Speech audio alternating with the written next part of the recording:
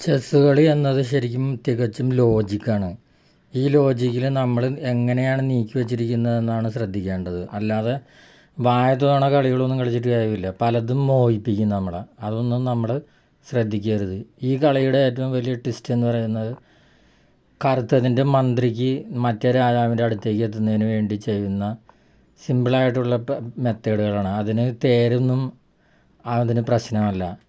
കറക്റ്റായ രീതിയിൽ തന്നെ ആ രാജാവിൻ്റെ അടുത്ത് എത്തുന്നതിന് വേണ്ടിയിട്ട് വലിയ കോയിനോ ചെറിയ കോയിനോ അതിലല്ല മെയിനായിട്ട് നമ്മൾ കളിച്ചു വച്ചിരിക്കുന്ന ആ പാറ്റേണാണ് ഏറ്റവും ഇമ്പോർട്ടൻസ്.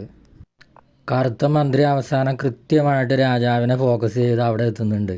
ആ സമയം വെളുത്ത കോയിൻ പക്ഷം കളിക്കുന്ന ആൾക്ക് ആ ഒരു ടെൻഡൻസി അവിടെ കാണുന്നില്ല. അയാളെപ്പോഴും എന്തൊക്കെയോ കളിക്കുന്നു എന്നല്ലാതെ എന്താണ് ചെയ്യുന്നതെന്ന് അയാൾക്കറിയില്ല. വെട്ടിപ്പിടിക്കുക എന്നത് മാത്രമാണ് അയാൾ ഉദ്ദേശമാക്കുന്നത്, എന്നിട്ട് തോൽപ്പിക്കുക. പക്ഷേ എപ്പോഴും ആ ഒരു ടെക്നോളജി പ്രാവർത്തികമാവില്ല. ചെസ്സിൻ്റെ ഏറ്റവും വലിയ പ്രത്യേകത എന്ന് പറഞ്ഞാൽ അതിൻ്റെ പാറ്റേൺ നമ്മളെങ്ങനെ ഫസ്റ്റ് ടൈം കളിച്ചു വയ്ക്കുന്നു അതായിരിക്കും അതിൻ്റേത്. പിന്നെ നമുക്കൊരു ലക്ഷ്യം ഉണ്ടാവണം, രാജാവിനെ തോൽപ്പിക്കുക എന്നുള്ള ലക്ഷ്യം. അതിന് വേണ്ടിയിട്ടാണ് അതിനകത്ത് ഏറ്റവും വലിയ പ്രാധാന്യം കൊടുത്തിരിക്കുന്നത്. വേറെ കോയിനുകൾക്കൊന്നും അവിടെ പ്രസക്തിയില്ല. ബാക്കി എല്ലാ കോയിനുകളും നശിച്ചാലും ഈ രാജാവിനെ അവസാനം പിടിക്കുക എന്നുള്ളതാണ്. അതിനകത്ത് പതറിക്കഴിഞ്ഞാലാണ് നമ്മൾ തോൽക്കേണ്ടി.